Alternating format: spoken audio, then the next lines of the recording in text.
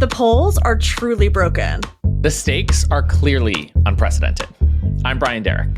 And I'm Glennis Nahar. This week, we're joined by Annie Wu Henry. Annie is a digital strategist from the Commonwealth of Pennsylvania. She, like us, is chronically online and has helped craft digital strategies for organizations like the Working Families Party and AOC. She received high praise for her role in John Fetterman's Senate campaign, leading his TikTok content and strategy. We're excited to have Annie with us this week to check the vibes.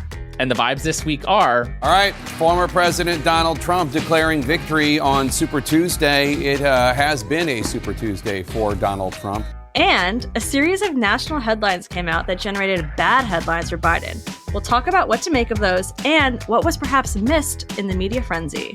And we've learned that it was a 9-0 decision ruling that Donald Trump can be on the ballot in Colorado and other states. We'll also discuss SCOTUS's decision to hear Trump's immunity claim. And this will be my last term as Republican leader of the Senate. Then we're going to play It's Giving, bring you into the group chat, and leave you with a good vibe. Let's go. Brian, I'm super stoked because we have Annie Wu Henry here. Welcome to the pod. Hi. Annie, there was recently a Meta outage. What did you do with your downtime? It was like that meme that's like Instagram's down and then like Instagram's down with the two sides of the bus. Because I do think if all social media was down, I would just be so much more peaceful in my brain. Because it feels like a responsibility when it's up, but when it's down. Totally. Like everyone else is not also there. So I'm not like missing things or moments. So I enjoy when the tech companies fail us. Totally. Life of a digital staffer. It's true. And you're like a very online girly. We are defined as terminally online. Terminally, chronically. A couple pods ago, we talked about how Biden's now on TikTok. Have you followed the account? How do you feel about Joseph R. Biden's, foray into the TikTok digital sphere? He's on TikTok. Period. Period. That's a thing that they're doing. No, so I was not surprised that they're on TikTok. Like they were going to inevitably be on that platform because there are a lot of people there and they have the resources to do it. So it just would be a lost opportunity to not. It's a wonderful tool, just like all of these digital spaces and things are, if utilized like effectively. And, there are so many pieces that I think we just have to be doing them all. So as we are recording this, we are literally getting Super Tuesday results in, and they are, drumroll please, not shocking in any way, shape, or form. Donald Trump has pretty much pulled off a clean sweep of the Super Tuesday states so far, the ones that have been called, and same for Joe Biden. There's going to be a lot of chitter chatter around the edges. And so looking at the exact margins of the Nikki Haley versus Trump vote, the exact margins in a couple of states of like uncommitted votes for Biden, and the media is going to make probably 3 days worth of news out of that. For sure. It's a foregone conclusion that it's Biden versus Trump. Today confirms that, and Trump will officially win the nomination based on his performance so far today, probably on March 12th, next week. Thank you for that thrilling update. But there are a lot of really important down ballot races happening that I think are a lot more interesting and that could have a bigger impact on the rest of the year. And so a couple of those that we're watching, the U.S. Senate race in California. In California, NBC News can now project Adam Schiff will win the California Democratic Senate primary, meaning he will move on to the general election contest. Steve Garvey, former MLB player, will be the number 2 candidate to go to the general election. Annie, did you have a dog in that fight? I mean, I have thoughts about primaries in like blue states. The thing that really annoyed me about that race was that like whenever fundraising numbers came out from like, and Schiff and Porter were always in like top 5 of people who raised each quarter, and where the Senate map is at, and like where just in general, everything that's at stake this cycle, it's like those millions of dollars being poured into like all Democrats for a seat that will like most likely go to a Democrat just feels like lighting a lot of money that like is needed in a lot of other places on fire. And I really wish that like people within our party could put their egos aside for a second and like go have dinner until you figure it out and it doesn't cost the American people millions of dollars. 100 million. Yeah. Like literally just like figure it out. In addition to the U.S. Senate race in California, there are a handful of really important primaries happening for congressional races to replace Katie Porter in California, for example. The Republican primary running against Don Davis in North Carolina, at least 2 really competitive Texas districts. And Democrats are pretty much guaranteed to flip a district in Alabama after redistricting because it was a racial gerrymander. And so whoever wins that Democratic primary tonight is a walk-on guaranteed to win in November. And then the other spicy one that I wanted to include is that, do you guys remember Trisha Cotham in North Carolina, that state legislator who switched from Democrat to Republican? Oh my God, yes. And here are the results tonight for the Democrats trying to take over that seat. Nicole Sidman winning that race tonight. That is going to be, I think, a race that gets a lot of national attention because she belongs on NBC's The Traitors. Literally. Not in the state house in North Carolina. Totally. She is a traitor. We got to get her out of here. She's not a faithful. Also, important DA races happening in LA, Austin, and Houston, and important judicial races happening in Arkansas, Texas, and San Francisco. So don't just look at the delegate count and move on. The presidential is going to be what the presidential is going to be, and we all know what the situation is there, but there are tons of other important races that people should be paying attention to.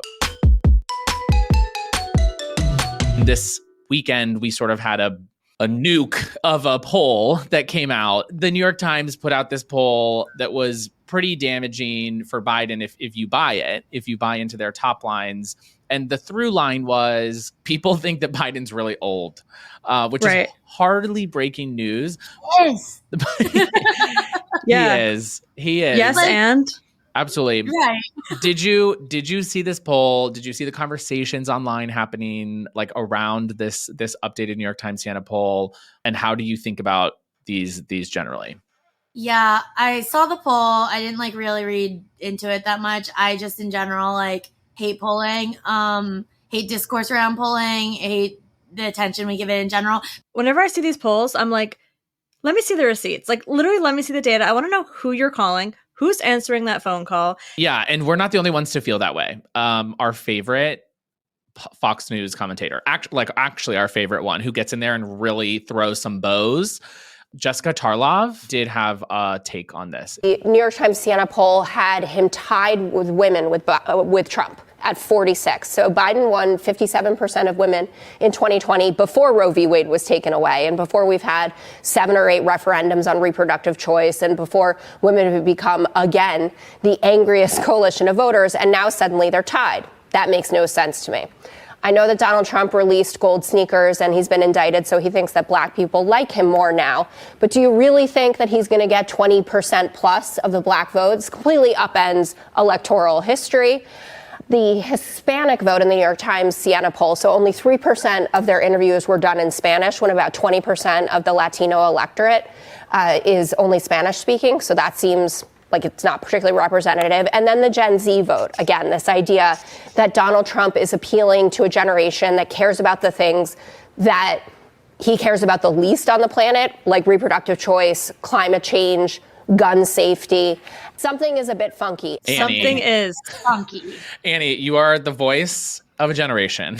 Talk to us about Gen Z. Actually saying like the data is showing this like massive change potentially, or alluding to some massive change among young people. Talk to us about the vibes that you're seeing and how you can interpret like Gen Z's current position and the role that they're going to play in 24. Yeah. I mean, I think Gen Z, I don't speak for all Gen Z, but like, I think you're from cusp, what I right? gather, I'm also cusp. Yeah, you're cusp. But like, But because of that, sometimes I think that I like view Gen Z and like, but I'm interacting with them. I mean, vibes of Gen Z overall are like not great. I think most of their lives vibes have been not great. And so their vibes are like not great, especially in the political world.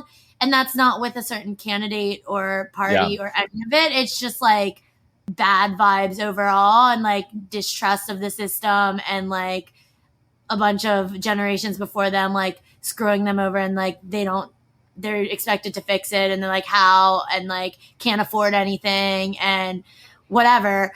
I think that with Gen Z there's this narrative that we need to be wary of, and I don't want to like scare people because I don't think it's like this thing we can't come back from or whatever, but I do think there's this overwhelming thought that Gen Z like is more with the data and all the things that have shown like Gen Z is more generous, Gen Z is more likely to accept LGBTQ, all of these things that like we could put into like the Democrat bucket, and then we align that unequivocally with like Gen Z is gonna vote Democrat or Gen Z is Democrat, and that I don't think that's a perfect through line. And I think that we need to like people still want their voices to be heard, they want their votes to still be earned, and like just because they're generous and like support the queer community, like that doesn't mean you don't need to like listen to them and hear them and like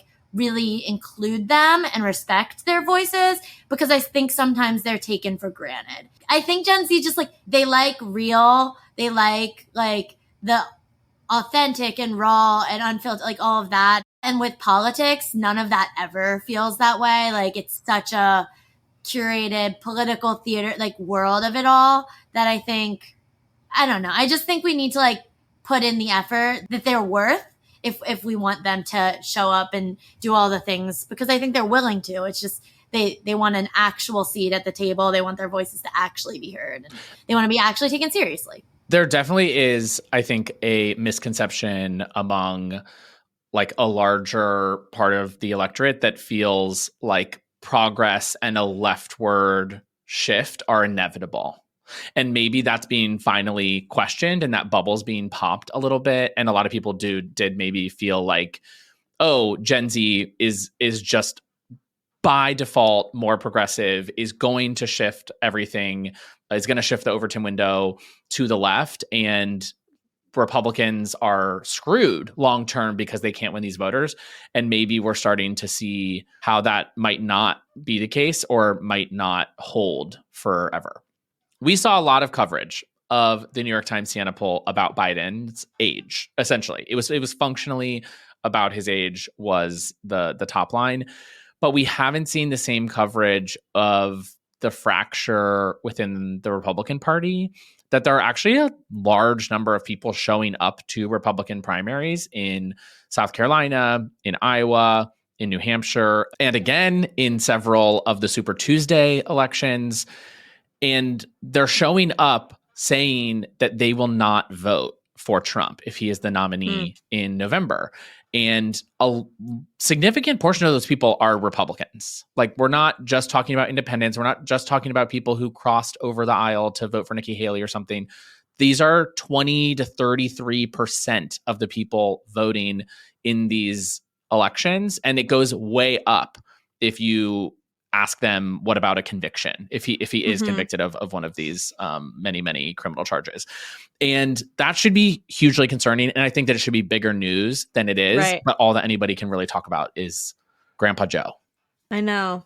It's not as exciting for like legacy media. I think for them, obviously talking about the sitting president and the way he presents as more elderly than Donald Trump is much more vibes. Appealing. It's the vibes. Old man vibes. Old man vibes. So old people vibes. I was talking old people. There's like 3 different vibes of old people. And oh my God.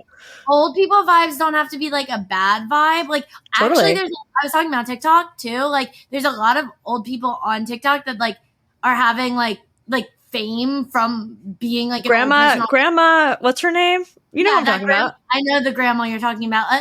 There was the retirement hype house or whatever it's called. There's the old gays. Like there's lots of, and so I think like old people, there's like, maybe there's more than 3, but there's like angry old people. There's like cute, endearing old people. There's like old people who are like, I'm old. I've lived my life. I don't give a fuck anymore. Like, I'm just like, I'm in my retirement. I'm doing life. Like, I'm going to be crazy. Yeah. I'm going to say what I want. I'm going to teach you lessons, like all of that, which is, I feel like a lot of the people we see on the internet. And then there's like the old people that just like come off as like old and like decrepit. And I think like, people don't have to be one of those things. Like you can be the other thing. Don't pigeonhole yourself into one category of old. So, you can be an amalgamated old. Yeah, like look at Martin Scorsese. Like Yes, yeah. he's like why is he your number one old person? No, like Martin Scorsese and his daughter are on TikTok and they're like people love him for it. And like I think some of it's because he's like coming off as just like he doesn't really like he's not coming off as senile, but he doesn't understand TikTok, which is right. Very valid. Like there are people who are like 37 and don't understand TikTok. So like it's fine. Wait, okay. I'm 37. Are we like I'm pushing 37. Oh my God. Okay. I do think but there are people I know that are like in their 20s and don't understand. So it's not like 30. And I'm a TikTok head. We all know this here. I'm a TikTok head. Yeah. Martin Scorsese is actually really funny, but what's funny is the juxtaposition of him being one of the greatest American filmmakers of all time, all of a sudden on this like 90-second clip app and trying to play around with it. Yeah. But yeah, we get it. But it's cute and it's endearing and like America loves it. So yeah, and America's got to get used to old people vibes because we're going to be around. Old people vibes don't have to be bad. Old people vibes equal bad vibes. What I'm hearing from you, Annie, is that we are speaking directly to the White House and we are saying, let Joe be free because he doesn't give a fuck. Like Joe, when he's actually being really candid. No, his dark Brandon moment. 100%. Like that is his really natural tendency. And I think that they really gatekeep him and don't let him or like don't want him to be in those settings where he's like, let him go rogue. Let him do it. Let him attack Trump. Let him say what he wants to say. We want to see it. We want the I don't give a fuck vibe, Joe. And that's not the meme. Like the actual dark Brandon moments aren't the meme. The actual dark Brandon moments are like when he just like says shit. Right. And he hits. My arch enemy, Brian. We're going to talk about him again. Clarence Thomas. I have a that John Waters clip? I hate the Supreme Court. I hate the Supreme Court. So we got some news from SCOTUS. 9-0 decision. 9-0 decision. Yeah. 9s across the board.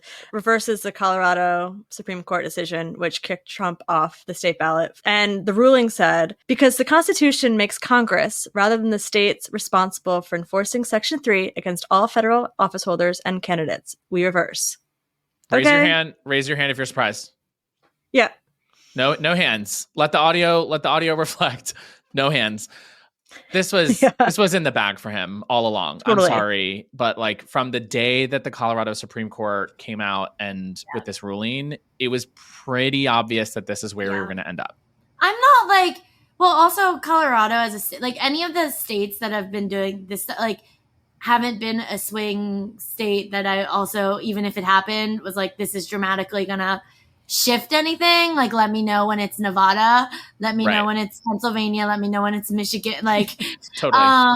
But in general, I'm not totally I wasn't surprised. And I also like kind of agree and like not to agree with Kyrsten Sinema, but like, I kind of agree that like, this wasn't about his participation in like an insurrection or anything. Right? Correct. This is about a state being able to say, like, this person can't be on the ballot. And, like, if this was reversed, we would not, like, want that.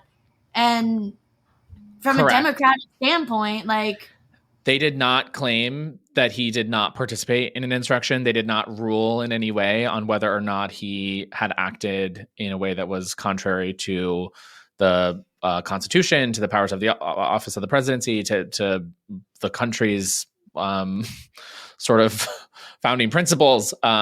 They just said that it was not for the Colorado Supreme Court to decide. So the Supreme Court is going to hear another case, correct?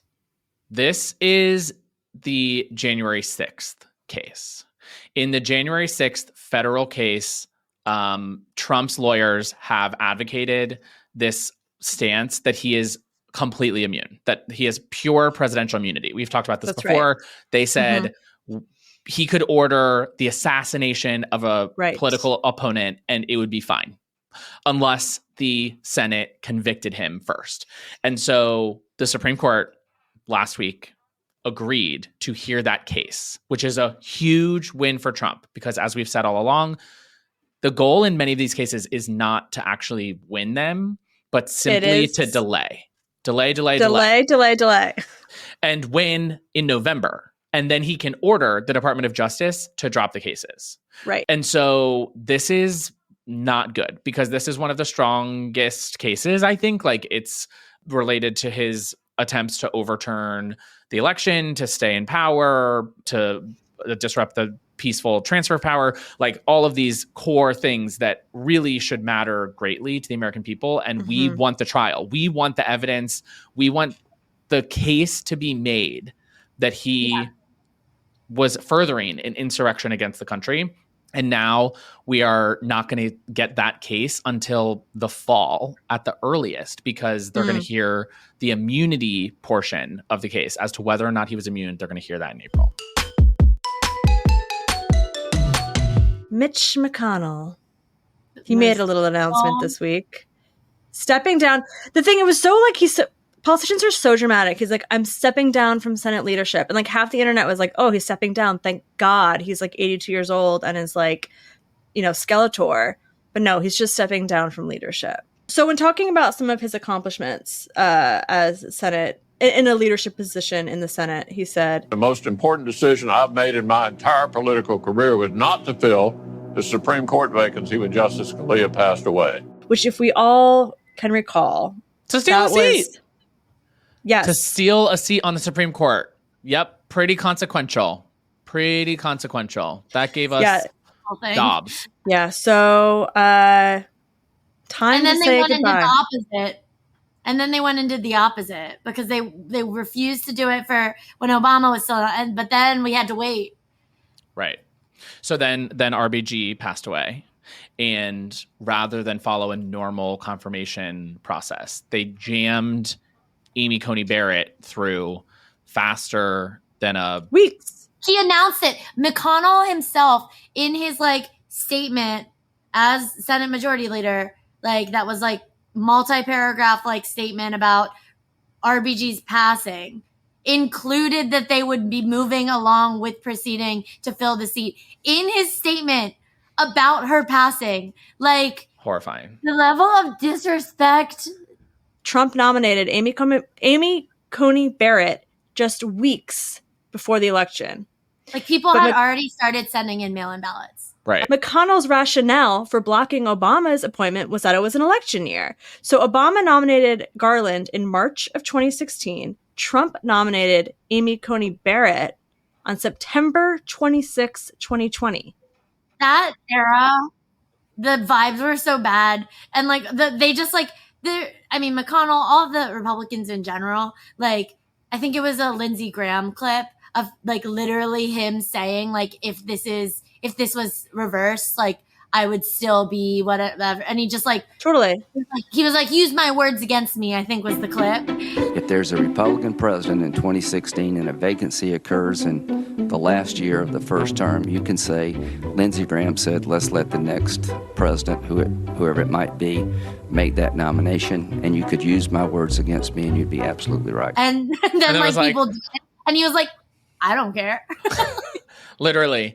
And I think they don't care. That is the legacy of Mitch McConnell. We talked about legacy. The legacy of Mitch McConnell is partisan politics above all. That literally anything is fair game if it advances your personal power and position. That is what Mitch McConnell stands for above all else. And that is what he will be remembered for the next 2 generations as we deal with the Supreme Court being completely taken over by the far right, and a generational challenge for us to figure out how to fix it and how to restore confidence in a court that has been captured by ideologues.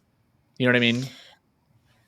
Do I know what you mean? You know what I mean? Yeah. You know what I mean? Do you know what I mean? Like, do you get You know it? what I mean?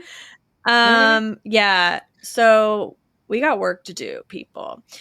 But that work starts now with replacing Justice Sonia Sotomayor. There's an incredible piece by actually a personal friend of mine, Josh Barrow, who is an incredible writer and thought leader in the space. And he wrote this great piece about why Justice Sotomayor must retire this year to ensure that she is replaced by Joe Biden, that Joe Biden picks her replacement.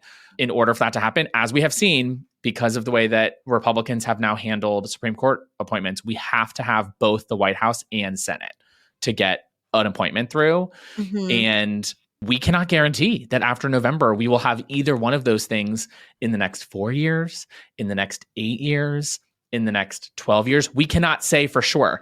And she's turning 70. Yeah. She's turning 70 this year. And so it's a huge gamble to say, okay, we just hope that at some point in the next, 8 years, we have both the Senate and White House at the same time, 12 years. Totally. That's a risk that we should not be willing to take. Thoughts? Agreed? I agree. I don't want to be in a position that we as, progressive individuals have been in because of people not wanting to retire. I'm not obviously a Supreme Court justice. I can't imagine it's that easy of a job. Wait, are you not? Cancel this pod. Breaking news. You are actually like eligible though. There's like very few actual requirements. I did take the LSAT, Annie. I took the LSAT. You don't even need to be a lawyer. You don't need to the more I learn about the Supreme Court, like you don't really need to be anything. Like you just have to get appointed and then be confirmed. Sorry, I didn't finish my thought. We need Justice Sotomayor to retire to be replaced by Glenys Mahar. I do have opinions, and I do like to write very strongly worded emails. So this could be a good fit. She'd be like, you can beef with your op. Like, then you could really be with Clarence Thomas. You guys would literally be like, this is it. This is my play. This is my play to do that. I was like, get on Vibes Only. Start pitching myself. The lawyers would literally be making a case, and Glenys would have a little toy RV on the desk on the day. Yeah, like just kind of like my Price is Right fantasy would come alive. Just trolling Clarence Thomas. Oh my god! Just driving back and forth. And let me just say, because I did get yelled at online when I posted about this, it goes without saying that we think that Clarence Thomas and Samuel Alito should also retire. Like they are 73 and old and 75. And so they are older. And so I think that they should retire too. But that seems less likely because they are ideologues. Both of them are actually pretty much zealots. And so the odds of them letting Biden choose their replacement are like slim to none. And so that's why we are saying to Sotomayor, like, you have a vested interest in making sure the jurisprudence that you have set forth, that you've spent your entire career building a school of thought around the law, and that will be better preserved if your replacement is picked by Biden. Whereas Clarence Thomas and Alito feel the opposite. And so it's just less likely. It's not to say that we think women should retire sooner or anything like that. Obviously. Yeah, right. I'm just saying. No, I know. We think the men should go too. They just are not as incentivized to do so. For sure. They're zealots. You're right. So Justice Sotomayor, if you're listening today to Vibes Only, this is our plea to you to please consider. Plea to you. If you're catching this on TikTok. Please consider retiring. I'll throw a banger of a party for you. We're going to talk about one more person who's stepping down. Woo! Kyrsten Sinema. Bye, girl. But also, okay, we talked about her recently on the pod about how she loves to be the center of attention. Yes. Quelle surprise that she was like, you know what day I'm going to announce? Super Tuesday. Totally. Like, what? No. Get over it. Guys, this is great news. Sinema has stood in the way of a lot of progress. She left the Democratic Party a couple of years ago, like during Biden's term. Again, was very much a like attention-seeking kind of move. She insisted that she was going to mount an independent run for the seat, and has finally announced that she will not be running this year, which leaves the Democratic lane wide open for Ruben Gallego. Carrie Lake, absolutely bonkers, election denier extraordinaire, running as the Republican. Crazy. And this makes it a 2-person race that I think Ruben's odds greatly improved today. Yeah, and then there's no worry about, Democrats who maybe still like Sinema, like sticking with her, and there's no all 15 of them.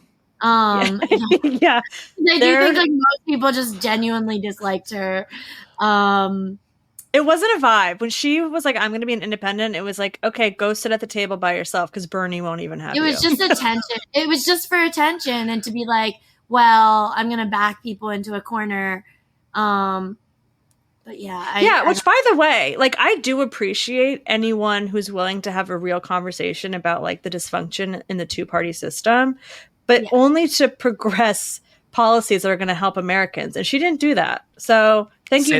Say that again, because I'm all for people who like have their own policy positions and who like see things a different way. If you're going to vote against the party, like that's all cool, but you need to have like a consistent value system that you're operating from. And hers was just like, the last donor that she met with was the person that she was representing, and it just changed constantly. She killed the tax on the carried interest. There was a policy to close the carried interest loophole, which allows people working in finance who make tons of money to make more money and to not pay taxes on it in the way that they should. And they were going to close that loophole and use that money to pay for part of the original Build Back Better package. And she was like, nope. We're just not going to do that. My donors aren't down, essentially. And her old quotes, when you see old quotes of hers, like from before she was in office, and I think she did some organizing and different things. There's one article, that I read one time, and it's just like, it's so off base from where she is now. And it's just so clear that she doesn't have a value system that she really feels at her core. And it's also just so disappointing because I think when she first was elected, she was this like a little quirky girly that like was wearing some like fits that like would piss off Republicans, and like she's bisexual, and like people were like, oh, like she's just like a little quirky silly girl, and like that's great that we're having like, and then she just went and didn't care about literally anyone but herself. It's giving. Well, this week is actually giving Another One Bites the Dust. While McConnell and Sinema are heading for the doors, we have one person who literally can't get enough and is coming back for more. I have an important announcement to make. As of today, I am unsuspending my campaign for the presidency of the United States. I had suspended it because I was losing the horse race. But something so much more important than the horse race is at stake here, and we must respond. It's giving zombie apocalypse. It's giving literally back again. Shangela. It's kind of giving to me like Who Framed Roger Rabbit, and that I feel like she should be like smoking a cigar, and like the way that she like it's giving shoulder choreography, like the way she's like moving her body. I don't like mind her. I think you know this about me. Like I don't think she was ever a true threat to democracy or the election. I mind. And what? I mind. Yeah. I mind her. It's kind of giving like if Gwyneth Paltrow played a presidential candidate literally in a movie and like had to make a video talk about it. Like very like Goop. It is giving Goop. Goop. It is giving Goop. Absolutely. Giving like Gwyneth Paltrow when she's like being real, but like it's giving Gwyneth Paltrow on the stand at her ski trial. You ruined my ski holiday. Yeah, exactly. Like there's no one that's looked more like their holiday was ruined and they'd go to trial for it than Gwyneth Paltrow at that trial. That's why. Unsuspending your presidential campaign is camp. Like, just by definition, it's there's no way to camp. You can't do that gracefully. The glitter in her eyes as she's talking about it, like a phoenix rising from the ashes. Marianne Williamson is back. 100%. Like, girl, where are you going? Where are you going? It's kind of giving, oh my God, what's her name? The president of the, like, resistance in the Hunger Games. President Coin. It's kind of giving President Coin. I did enjoy that her suspended campaign, before it was unsuspended, got more votes than Dean Phillips's not suspended campaign. Annie, we already know that you are in way too many group chats. You are definitely that girl. You are giving the group chat girly. Are you active in the chat or are you a silent viewer in the chat? Good question, Brian. I'm not actually in that many group chats. I'm active in the ones that I'm in, like a few specific ones, and they all, like, I know what, like, I send different things to different ones. One is a staffer Swiftie chat. And I'm a new Swiftie, Annie. I'm a new Swiftie. I don't know if you knew this about me. Thank you. We'll discuss, but yeah, I don't have that many. I also feel like the ones that I'm in, like, they each have their own vibe and they're each, like, discussing specific things. I don't know.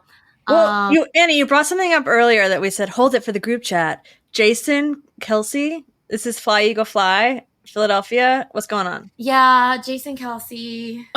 She just took off her coat and she's wearing a big Jason Kelce shirt. This is also a Taylor Swift Jason Kelce like thing. It's 3, 2, 1, let's go, bitch. Wow. Okay, so it's a combo. Multiple references I don't understand. So I really like that so much of the world, like outside of just like Eagles fans, have been exposed to like Jason Kelce and like all that he is. People should go watch his documentary. Like, he's just like a good guy. It's called Kelce. And he's just like, he's got his kids, he's got his wife who, like, he talked about at the press conference, and like, if your partner doesn't treat you like that, like, it's not it. If it's not that, I don't want it. Right. Brian has that hung over his kitchen, like the farmhouse poster. Ray Dunn? Absolutely. Is it like Ray Dunn? No. Wait, what? Who's that? What's that? Ray Dunn is the, like, brand at TJ Maxx. For sure. It's that. It's exactly that. Wow. It's exactly that. Not like, Annie getting the joke more than we get the joke. Than us. We're like, who? You're trying to make. There were a lot of funny tweets of, like, because he was crying during the whole press conference. Oh, and we it saw. was, like, iconic. But people were like, Lord, please take Jason Kelce's pain away and give it to the Supreme Court. Lord, please take Jason Kelce's pain away and give it to Mitch McConnell. Period. Mine was like, who the F did I marry? Where the F is Kate Middleton? Which I also, like, don't really care. Like, let Kate heal in peace. Taylor Lorenz was in my group chat because she had a pretty amazing interview. Bing, bing, bing, bing, bing. Yep. Same. Brian, want to take this one? Taylor Lorenz, who is sort of the whisperer of many influencers and is a journalist for the Washington Post, did an in-person interview, somewhat impromptu. Like, I think that it was supposed to be 5 minutes and ended up being an hour-long interview with Chaya Raychek, who is famous for running the account Libs of TikTok, which is this far, far right anti-LGBT propaganda machine that, like, targets hospitals, schools, teachers, super transphobic, like, consistently results in death threats and bomb threats to places that are literally doxing. kind. Yeah, right. Lots of doxing going on, trying to get people fired, has gotten many teachers fired, like things like that. And doxing, for those who don't know, is basically when someone exposes your whereabouts, like where you live. Yeah, personal identifiable information. Yeah. Exactly. And so Taylor Lorenz sat down with Chaya, and it is an incredible interview. She sort of dismantled her. Like she had it was like 404 network error, like connection not found. She just had no answers to anything. No answers to anything.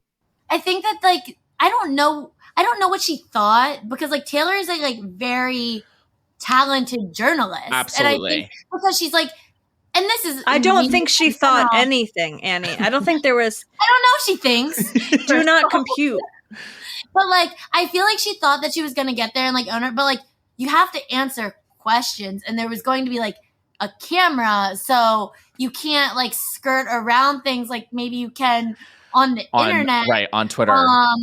Because it's a real life interview. It's a person that's talking to you. And Taylor's like intelligent and good at her job.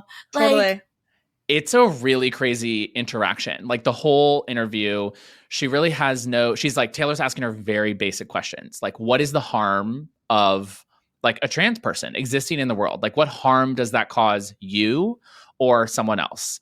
And she's like, none. Zero. Yeah. She literally says like, well, there doesn't have to be a material harm, right? Is like the answer there. It doesn't make any sense.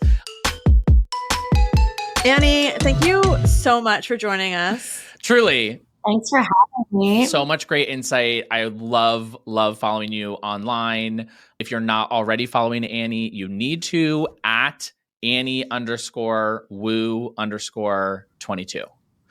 Annie Woo 22. Thanks Annie for Woo 22. coming on Vibes Only. Thank you, Annie. We'll see you soon. Our good vibe, goodbye for you this week comes from the great state of Arizona. So in Arizona, Governor Katie Hobbs is canceling $2 billion in medical debt for over 1 million residents. This is a win on many levels. So in 2022, we flipped the governor's seat in Arizona, and Joe Biden passed the American Rescue Plan.